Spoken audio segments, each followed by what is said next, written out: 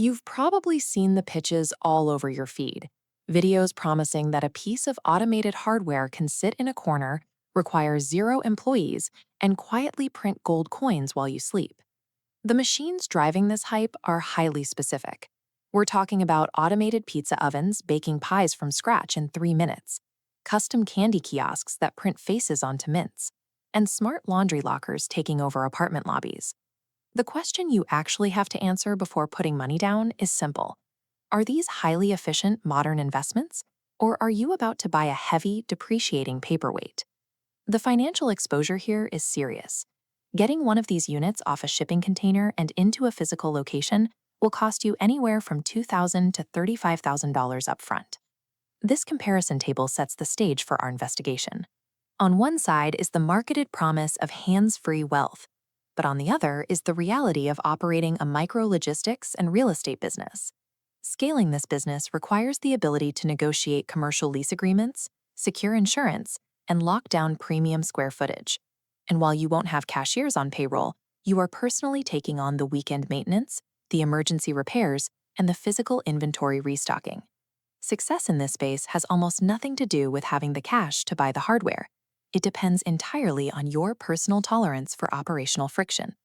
To figure out what it actually takes to run these 11 trending machines, we need to map them on this quadrant chart. The bottom axis tracks your capital risk, the actual dollars required to buy the hardware. The vertical axis tracks active labor, the sweat equity required to keep the business alive.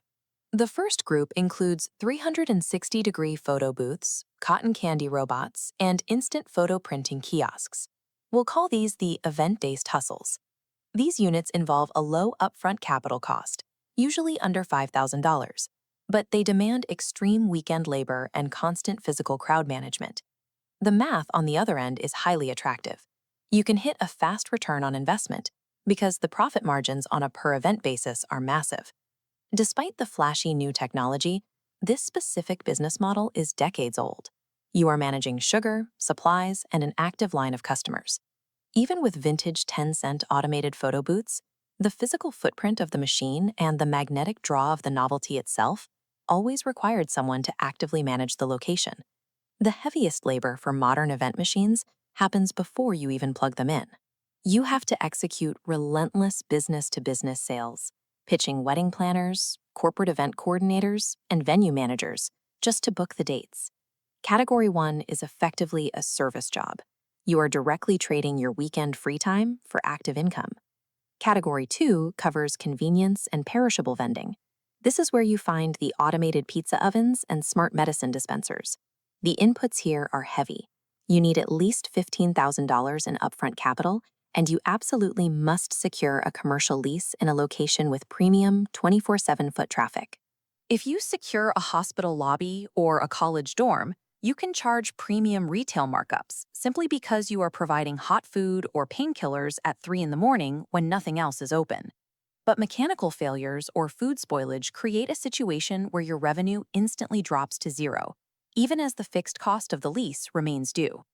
That brings us to Category 3, utility and logistics. This includes smart laundry lockers, key duplication stations, and reverse recycling machines. Banking automation proved the concept for this category.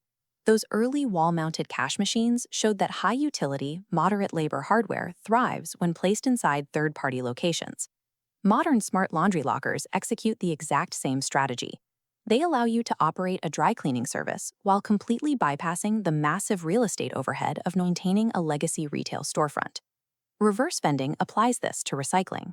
It takes the labor-intensive process of physical material collection and digitizes it right at the source. To gain access to the captive audience in an office building or luxury apartment complex, you must surrender a large percentage of your profits to the property owner. This lands them firmly in the moderate capital, low daily labor quadrant. Success in categories 2 and 3 depends on your performance in commercial real estate. The profit lives in your B2B negotiation skills and the quality of the lease. Category 4 is the digital mirage, remote service brokering. The pitch sounds flawless. You generate local leads for plumbing or lawn care from your phone, sell the jobs to local contractors, and collect a fee. This promises infinite geographic scale with zero hardware costs. Here is where that model actually lands on the framework. Zero capital, maximum labor. You, the operator, must possess intense local SEO skills. You have to manage relentless daily phone sales, wrangle unreliable local contractors, and handle the complaints when a job goes wrong. Eliminating physical hardware just replaces the friction of physical maintenance with the intense daily friction of customer service. If you enter this industry, you are buying yourself a job as a logistics route operator and a B2B salesperson. The truth? There is no magic money box. So, to find out which business model actually fits you, you have to look at your primary constraint. If you are time rich but capital constrained, you are routed straight to Category 1, the event hustles. If your sales pitch fails and you can't book any events, your exposure is limited. You are only out a few $1,000s, protecting you from ruinous commercial debt. If you are capital rich but time poor, you are an operational investor. You map to Category 3, utility and lockers. Once you execute the initial commercial lease agreement, utility lockers have the lowest daily restocking friction of any physical hardware available. If you have zero time, refuse to sell to property managers, and want set it and forget it index fund style returns, you must avoid this entire industry. Real physical business success requires embracing operational friction.